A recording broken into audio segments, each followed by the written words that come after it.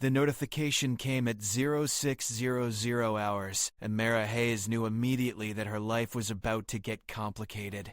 She stood in the narrow quarters of Haven 7, the orbital station that served as humanity's primary diplomatic hub, staring at the message on her tablet. Cultural Exchange Program assignment. Vex'thal of the Zth'kari Collective. Species classification, insectoid hive intelligence. Duration, indefinite. She had 3 hours to prepare before her new roommate arrived.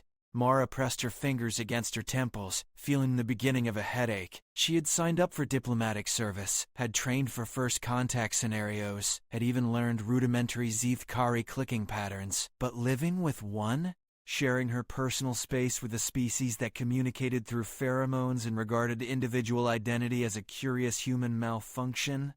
The door chimed at precisely 0900 hours. Mara straightened her uniform and opened it. Vex'thal stood in the corridor, nearly 7 feet tall, their chitinous exoskeleton gleaming deep purple under the station lights. 4 arms hung at different angles, each ending in delicate manipulator claws. Compound eyes, vast and multifaceted, fixed on Mara with an intensity that made her skin prickle. The translator unit attached to their thorax clicked to life.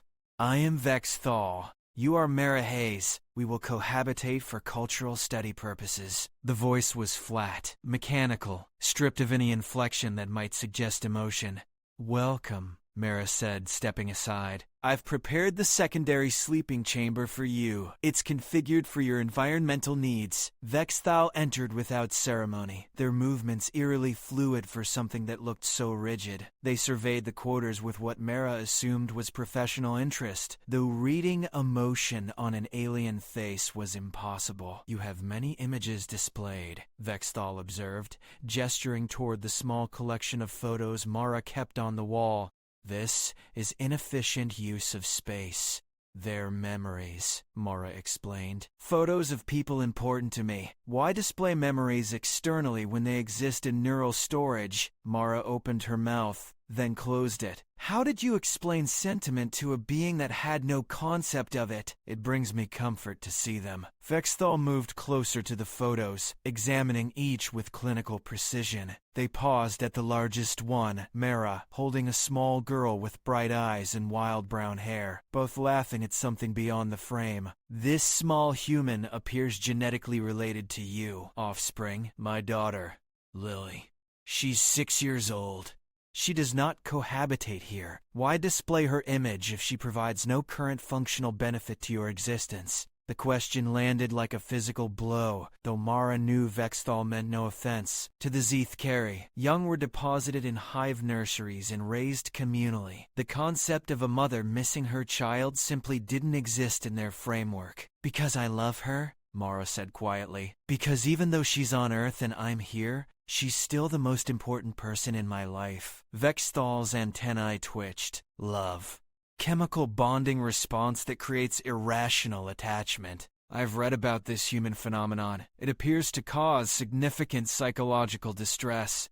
Sometimes, Mara admitted, but it's worth it. I do not understand the logic of choosing distress. You will, Mara said, though she had no idea if that was true. The first week passed in a strange rhythm of coexistence. Vex'thal proved to be a meticulous roommate, never leaving their space disorganized, never intruding on Mara's privacy. But they watched. Constantly. Mara felt those compound eyes tracking her movements, cataloging her behaviors, like she was a specimen in a lab. Every evening at 1900s, Mara video called Earth. The time zones never quite aligned perfectly, but she and Lily had their routine. Mara would ask about school, about friends, about whatever new obsession had captured her daughter's imagination that week. Lily would chatter endlessly, her face filling the screen, her energy somehow transmitted across the void of space. Vex'thal observed these calls with particular fascination. You expend significant emotional resources on these communications, they noted one evening after Lily had signed off. The child provides you no immediate physical assistance. She cannot help you complete your work, yet you appear to derive satisfaction from simply viewing her image and hearing her vocalizations. That's what family does, Mara said. We stay connected. We care about each other's lives. Unquote. The Zth'kari collective remains connected through pheromone networks and hive mind resonance. Individual relationships are unnecessary. Why do humans fragment themselves this way? Mara considered the question. Because we're not a hive mind. We're individuals who choose to connect with each other. That choice, that effort, that's what makes it meaningful. Inefficient, Vex'thal concluded. But I will continue to observe. The call came on a Tuesday during Mara's shift analyzing trade agreements in the diplomatic wing. Her personal comm unit buzzed, showing her ex-husband's ID. She almost didn't answer. David only called during emergencies, respecting the communication schedule she maintained with Lily. She accepted the call. David's face appeared, and Mara's stomach dropped. She had seen that expression before, years ago when his mother had died. Grief, fear, desperation. "It's Lily," he said, and Mara's world tilted. "She collapsed at school this morning. They're running tests now, but the doctors think it might be her heart. There's a defect, something congenital they missed in her earlier screenings. They're talking about surgery, Mara. Serious surgery." Mara freed. The words came at her like projectiles. Heart defect. Surgery. Her baby, her little girl who had been laughing and telling knock-knock jokes just yesterday during their video call. "I'm coming home," Mara said immediately. "I'll request emergency leave. Your rotation doesn't end for 3 more weeks, David interrupted. And the diplomatic corps doesn't grant emergency leave for family medical situations unless it's immediately life-threatening. I already checked. I don't care about the regulations. My daughter needs me." I know she does. But if you abandon your post, you'll lose your position. You'll lose your career, and we need your salary, Mara. The medical bills are going to be catastrophic. The logic was sound. The logic was horrible. Mara felt something crack inside her chest. A physical sensation of breaking. "Let me talk to her," she whispered. "She's sedated right now. They're keeping her calm while they run more tests. I'll have her call you when she wakes up." The connection ended. Mara sat in her office, surrounded by diplomatic documents that suddenly meant nothing, and felt the full weight of distance crush down on her. 200,000 miles. That's how far she was from her daughter. Might as well have been 200 million. She made it back to her quarters before the tears came. Great shaking sobs that tore out of her without permission. She collapsed onto her bunk, burying her face in her pillow, trying to muffle the sounds of her grief. "You were experiencing significant physiological distress." Mara jerked upright. She had forgotten about Vex'thal. The aliens stood in the doorway of their chamber, antennae fully extended, posture alert. "My daughter is sick," Mara managed, "possibly dying. And I can't get to her. She is on Earth. You are here. Proximity is impossible." "I know that." Mara's voice came out sharper than she intended. "I know I can't physically be with her right now, but I need to be. She's scared, she's 6 years old, and she needs her mother. But you are not there. Your emotional distress changes nothing about the situation. Why do you allow yourself to experience this pain?" The question, so clinically delivered, should have made Mara angry. Instead, she found herself trying to answer it, trying to make Vex'thal understand something that seemed fundamental to being human. "Because she's my daughter, because I carried her inside my body for 9 months, because I held her when she was born, because I've been there for every scraped knee and bad dream and birthday. Because when you love someone, you don't get to choose when to feel it. The love doesn't turn off just because they're far away." This seems like a design flaw in human psychology. "Maybe it is," Mara said quietly, "but it's also what makes us human." Vex'thal's antennae twitched in what Mara had learned was their version of confusion. "I do not understand. In the collective, young are deposited and raised communally. When they reach maturity, they join the hive workforce. There is no individual attachment, no pain of separation. It is efficient." "Is it happy?" The question seemed to stall Vex'thal completely. They stood motionless for several seconds. "Happiness is not a relevant metric for the collective. Functionality is what matters." "Then maybe that's the difference between us," Mara said. "We choose happiness over efficiency. We choose love even when it hurts." Vex'thal retreated to their chamber without another word. But Mara noticed something different in their posture. something that might have been uncertainty. Over the next 3 days, Lily's condition stabilized but didn't improve. The doctors confirmed the diagnosis, a congenital heart defect that required immediate surgical intervention. The surgery was scheduled for 2 weeks out, giving the medical team time to prepare. David sent updates every few hours. Lily was scared. Lily was asking for Mara. Lily didn't understand why Mommy couldn't come home. Each message was a knife to Mara's heart. She threw herself into work, trying to distract herself from the countdown in her head. 2 weeks until surgery, 19 days until her rotation ended, 19 days she wouldn't be there for her daughter. She noticed Vex'thal had changed their routine. The alien left the quarters more frequently, sometimes for hours at a time. When Mara asked where they went, Vex'thal simply said conducting research. On the 5th day, Mara found Vex'thal in the station's observation deck, watching the human families in the recreation area below.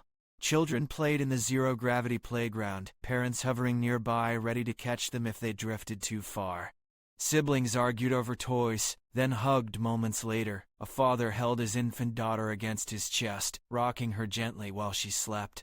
"You are studying them," Mara observed, coming to stand beside the alien. "Yes. I am attempting to understand the logic of human family structures. It remains elusive. What have you learned? That humans invest enormous resources into offspring that provide no immediate return. That they experience distress when separated from family members, that they will sacrifice personal advancement for the benefit of genetic relatives." Vex'thal paused. "Yesterday, I observed a father risk physical harm to prevent his son from falling during a minor malfunction in the playground gravity controls. The child would have experienced minor bruising at most. The father could have been seriously injured, yet he did not hesitate. 'Cause that's what parents do," Mara said. "We protect our children, even when it's not logical." But why? In the collective, such behavior would be considered a malfunction. The survival of the hive takes precedence over any individual, including young ones that have not yet contributed to collective productivity. Mara watched a mother below scoop up her toddler, covering the child's face with kisses, while the little one giggled. The simple joy of it made her chest ache. Because our children aren't just future workers or members of society. They're pieces of our hearts walking around outside our bodies. When Lily was born, I looked at her, and I knew that I would die for her, without hesitation. Not because it made sense, but because loving her was as automatic as breathing. This creates vulnerability. If your offspring died, you would experience catastrophic psychological damage. Yes. Yet you chose to have offspring anyway, knowing this risk. Yes. Vex'thal's antennae drooped. A gesture Mara had learned indicated deep confusion. I am trying to understand the value equation. What benefit justifies such enormous risk and pain? Mara pulled out her tablet and opened her photo gallery. She scrolled through images of Lily. First steps, first day of school, Halloween costumes, birthday cakes, 1,000 tiny moments that comprised a life being lived.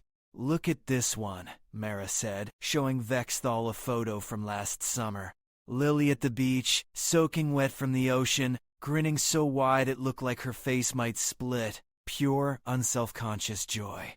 She had just learned to body surf. She was so proud of herself. She made me watch her catch waves for 3 hours straight. I do not understand the significance of this memory.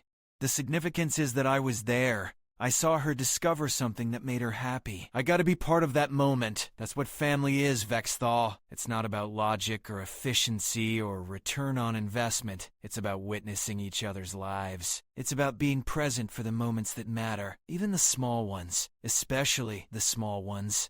But you are not present now. When your offspring needs you most, you are here, unable to provide assistance. The words struck deep, articulating Mara's worst fear. She blinked back tears. I know, and it's killing me. Every moment I'm not there, every time she asks for me and I'm not available, it's like a part of me is being torn away. But that pain exists because the love exists. You can't have one without the other. Then why choose to love at all? Because a life without love isn't a life worth living. It's just existence. And humans need more than that. We need connection. We need meaning. We need to matter to someone and have someone matter to us. Vex'thal was silent for a long moment, watching the families below. A little boy had fallen and scraped his knee. His mother was there instantly, scooping him up, examining the injury, offering comfort. The boy's tears dried quickly, replaced by a brave smile when his mother called him her tough little warrior.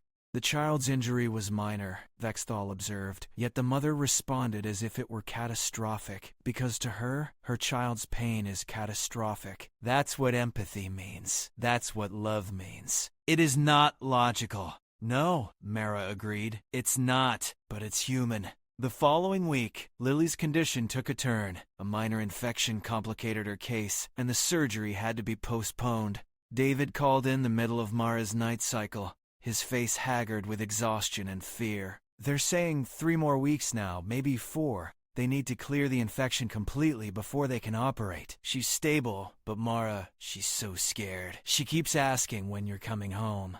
Tell her soon, Mara whispered, though she didn't know if it was true. Tell her mommy loves her, and I'm coming as fast as I can. After the call ended, Mara sat in the darkness of her quarters, feeling the walls close in. 4 more weeks. Her rotation ended in 2 weeks, but she'd still have to arrange transport back to Earth, process through customs, make the journey from the arrival port to the hospital. 5 weeks, minimum, before she could hold her daughter's hand. 5 weeks Lily would spend scared and alone, wondering why her mother had abandoned her. Mara made a decision. She pulled up the diplomatic corp regulations on her tablet, searching for the clause on emergency leave. David had been right. The language was strict. Family medical emergencies didn't qualify unless the situation was immediately life-threatening. Abandoning a post resulted in immediate termination and a black mark on your record that made future employment in any government capacity nearly impossible. She didn't care. She began drafting her resignation letter. You are making an illogical choice. Mara looked up to find Vex'thal standing in the doorway of their chamber, as silent as always in their approach. Probably, Mara agreed. But it's the only choice I can live with. You will lose your career, your financial stability, the very resources you need to pay for your offspring's medical treatment. I know, but Lily needs me there more than she needs the money. Some things are more important than financial security, such as being the mother she needs, keeping my promise that I'll always be there for her, showing her that she matters more than anything else in this universe. Vex'thal moved closer, their antennae extended fully. This will damage you significantly. You are choosing pain over logic. Yes. Why? Because she's my daughter. Mara's voice cracked. Because I brought her into this world, and I promised her that I would love her, and protect her, and be there when she needed me. And right now, she needs me. Not in 3 weeks or 5 weeks. Now. So I'm going. Even if it costs me everything. Vex'thal stood motionless for what felt like an eternity. Then they did something Mara had never seen a Zth'kari do. They lowered themselves to her eye level, bringing their compound eyes close to her face. I have been observing human family bonds for 2 weeks, Vex'thal said slowly. I have watched parents sacrifice sleep, resources, personal comfort for offspring. I have watched siblings defend each other despite no logical benefit. I have watched humans choose emotional connection over efficiency at every opportunity. I did not understand. The collective does not operate this way. We are logical, efficient, superior in every measurable metric. But, Mara prompted, but yesterday I witnessed something that has caused significant processing errors in my understanding. A human father was working in the maintenance bay when an alarm sounded. A pressure leak in the residential wing. His living quarters. He ran, abandoning his post, violating safety protocols. I followed to document his irrational behavior. When we arrived, I discovered his offspring was trapped in the depressurizing section. The father entered the dangerous area without protective gear. He could have died. He retrieved his child.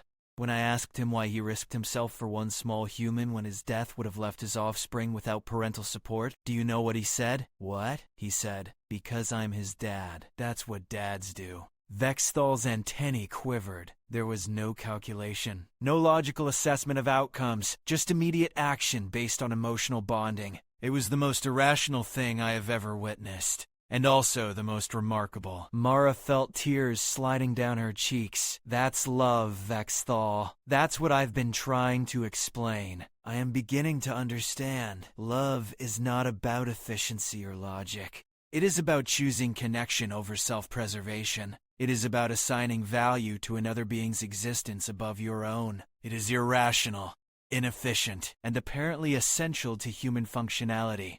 Yes, then you must go to your offspring. I know. I'm resigning tonight. No.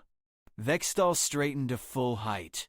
You will not resign. I will arrange your emergency transport. Mara stared. What? How? The regulations. I am not bound by human diplomatic regulations. I am a member of the Zth'kari collective with significant political influence. I will contact the Collective Council and explain that your presence on Earth is essential to continued diplomatic relations. They will authorize emergency transport for you within 12 hours. Your career will remain intact. But why would you do that? Why would you risk your political standing for me? Vex'thal's antennae performed a complex pattern Mara had never seen before. Because I have been observing, learning. And I now understand that some things transcend logic. Your bond with your offspring is one of those things. The collective may not understand it, but I am beginning to. And if understanding human family bonds is my purpose here, then ensuring you can fulfill your role as a parent is essential to my research. Vex'thal, this could cost you your position, your standing in the collective. Yes, it is an irrational choice. But I have learned from observing humans that sometimes irrational choices are the most important ones we make. Mara stood, moving closer to the alien who had been a stranger just weeks ago. Thank you so much. You are welcome, Mara Hayes. Now prepare for departure. I will handle the political negotiations. The transport arrived 8 hours later. Mara packed quickly, her hands shaking with a mixture of relief and residual fear. Vex'thal had been true to their word. The collective had authorized her emergency departure, citing diplomatic necessity. Her superiors at the diplomatic corps were confused, but couldn't argue with direct intervention from the Zth'kari government. As Mara prepared to leave, Vex'thal appeared in the doorway one last time. I have one final question before you depart, the alien said. Anything? When you reach Earth, when you see your offspring, what will you do? Mara smiled through her tears. I'll hold her. I'll tell her I love her. I'll stay with her through the surgery and recovery. I'll be there for as long as she needs me. And if the surgery fails, if your offspring does not survive, the question should have been cruel. But Mara heard only genuine curiosity in Vex'thal's mechanical voice. Then I'll hold her while she goes. I'll make sure she's not alone. I'll make sure the last thing she knows is that she was loved beyond measure. Vex'thal's antennae drooped, then rose again in what Mara now recognized as profound realization. I understand now, the alien said quietly. This is why humans are willing to endure such pain. Not because love prevents suffering, but because love gives suffering meaning. The risk of loss makes the connection more valuable, not less. Yes, exactly. This is why your species has survived despite your inefficiencies. This is your strength, not logic or physical capability, but the willingness to connect, to love, to sacrifice for those connections. We like to think so. I will report this to the collective. They will not understand immediately, but I will advocate for further study. Human family bonds may be the key to understanding why your species has achieved such remarkable success, despite your individual fragility. Mara picked up her bag, ready to leave. She paused at the door, looking back at the alien who had become something unexpected over the past weeks. Vex'thal, can I ask you something? Yes. Why did you really help me? The real reason, not the diplomatic justification. The alien was quiet for a long moment. Because I watched you suffer for your offspring. I watched you willing to sacrifice everything for her well-being. And I realized that I wanted to understand what could create such powerful motivation. I wanted to help you reach her, because witnessing your reunion would provide valuable data for my research. That's all? Another pause. Longer this time. No, Vex'thal admitted. I also wanted to help because seeing you in pain caused me to experience what I can only describe as discomfort. I wanted that discomfort to end. I believe this may be the beginning of what you call empathy. It is highly irregular for a member of the collective. Mara felt her eyes fill with tears again, but this time they were tears of gratitude and something like wonder. Thank you, Vex'thal, for everything. For trying to understand, for helping me when you didn't have to, for learning what it means to care. You are welcome, Mara Hayes. Now go. Your offspring needs you. The journey to Earth took 36 hours. Mara spent most of it in a state of anxious anticipation, unable to sleep, unable to think about anything except Lily. When the transport finally docked at the Earth arrival port, Mara was through customs and in a ground transport to the hospital within 15 minutes. David met her at the entrance, his face transforming with relief when he saw her. She's been asking for you constantly, he said, leading Mara through the corridors at a near run. The surgery is scheduled for tomorrow morning. The doctors say the infection has cleared enough to proceed. How is she? Scared. Brave. Very Lily. David's voice cracked. God, Mara, I'm so glad you're here. I've been trying to be strong for her, but I'm terrified. Me too, Mara admitted. But we'll get through this, together. They reached Lily's room. David opened the door, and Mara saw her daughter propped up in the hospital bed, small and pale against the white sheets. The moment Lily saw her mother, her face crumpled. Mommy. Mara was across the room in seconds, gathering Lily into her arms, holding her close enough to feel the frantic beating of her damaged heart. I'm here, baby. Mommy's here. I'm so sorry it took so long. I thought you weren't coming, Lily sobbed into Mara's shoulder. I thought you forgot about me. Never, sweetheart. You're my whole world. They stayed like that for a long time. Lily crying out weeks of fear and loneliness, Mara holding her daughter and making silent promises to every god she could think of. Please, please let her be okay. Please, let me have more time with her. The surgery took 7 hours. Mara and David sat in the waiting room, holding hands despite their divorce, united by their love for their daughter. When the surgeon finally emerged, his tired smile told them everything before he spoke a word. She did beautifully. The repair was successful. She'll need to stay in the hospital for monitoring, but barring complications, Lily should make a full recovery. Mara felt her knees buckle with relief. David caught her, and they clung to each other, crying and laughing simultaneously. They were allowed to see Lily an hour later. She was still groggy from anesthesia, but her eyes focused when she saw Mara. Hi, Mommy, she whispered. Hi, baby. You were so brave. Did they fix my heart? Yes, sweetheart. You're gonna be just fine. Good. Because I need it to work properly. Lily's words were slurred from the medication, but her smile was pure Lily. I needed to love you big enough. Mara pressed her face against Lily's hand, tears streaming down her cheeks. Your heart is perfect, baby. Absolutely perfect. 4 months later, Mara stood in her quarters aboard Haven 7, unpacking for her new rotation. She had returned to the diplomatic corps after a leave of absence to care for Lily during recovery. Her daughter was thriving now, back in school, playing with friends, living the normal life of a healthy 6-year-old. The door chimed. Mara opened it to find Vex'thal standing in the corridor. I requested you as my roommate again, the alien said without preamble. I hope this is acceptable. More than acceptable, Mara said, smiling. Welcome back, Vex'thal. The alien entered, moving to their familiar chamber. Something was different about them, though. Mara couldn't quite identify what. I have news, Vex'thal said. I have been advocating to the collective for the establishment of an emotional research division. I presented your case as evidence that human family bonds create measurable advantages in crisis situations. The collective has approved a pilot program. I will be leading it.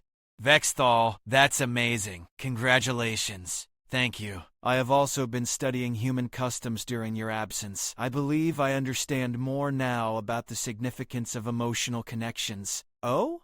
Yes. For example, I have learned that humans sometimes exchange gifts to signify affection and appreciation. Vex'thal extended one of their forearms, offering Mara a small package. She opened it carefully, finding a hand-carved wooden frame inside. The frame held a photo she had never seen before, one that Vex'thal must have taken during their first weeks together.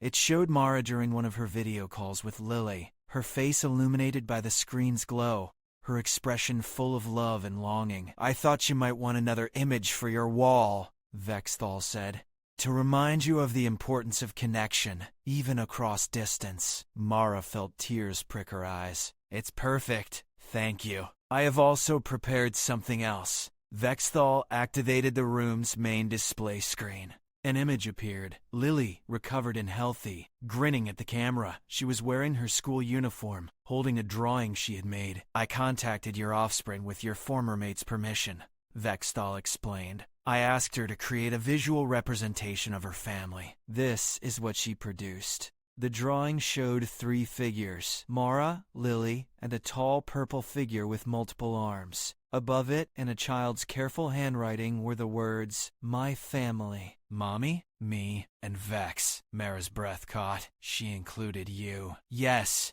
When I asked her to explain, she said that anyone who helps her mommy is part of her family. She also wanted me to give you a message.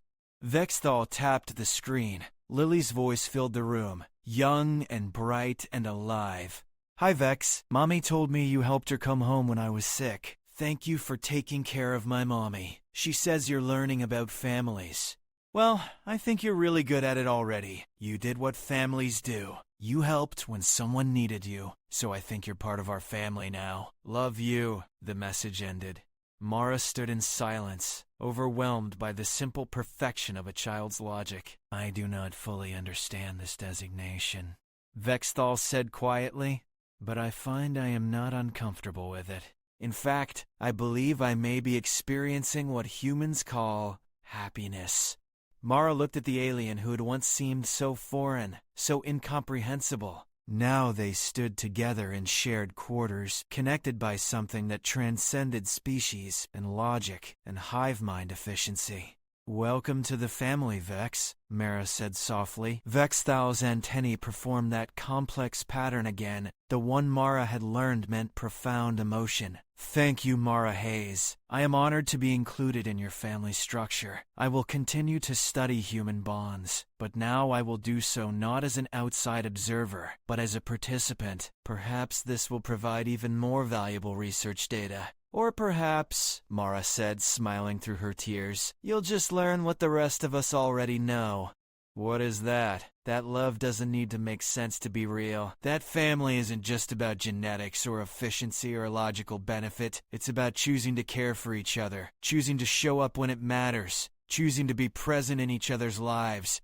"I am beginning to understand," Vex'thal said, "and I find that I wish to continue learning. With you, with your offspring. With this family you have allowed me to join." Mara hung the photo Vex'thal had given her on the wall, right next to the image of Lily. Then she hung the child's drawing beside them both. 3 images, 3 members of the most unlikely family in the universe. That evening, Mara made her regular video call to Earth. Lily appeared on screen, bouncing with excitement. "Mommy, did Vex show you my picture?" "Yes, baby. It's beautiful.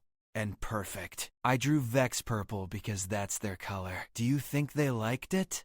Vex'thal moved into view of the camera. "I liked it very much, Lily. Thank you for including me." Lily's face lit up with pure joy. "You're welcome. Hey Vex, do you want to hear about what we're learning in school? We're studying space stations, and I told everyone I know someone who lives on one. I would like to hear about this very much." As Lily launched into an enthusiastic explanation of her school project, complete with dramatic hand gestures and tangential stories, Mara watched Vex'thal. The alien's attention was focused completely on the screen. Their antennae extended in the posture Mara now recognized as engaged interest. They were learning. Not just data collection or clinical observation, but real learning. Learning what it meant to be part of something bigger than yourself. Learning that efficiency wasn't everything. Learning that sometimes the most important things in life made no logical sense at all. Learning what it meant to love. And as Mara sat there, watching her daughter talk to an alien who had become family, she realized something profound. Love wasn't a human trait. It wasn't limited to one species or one way of thinking.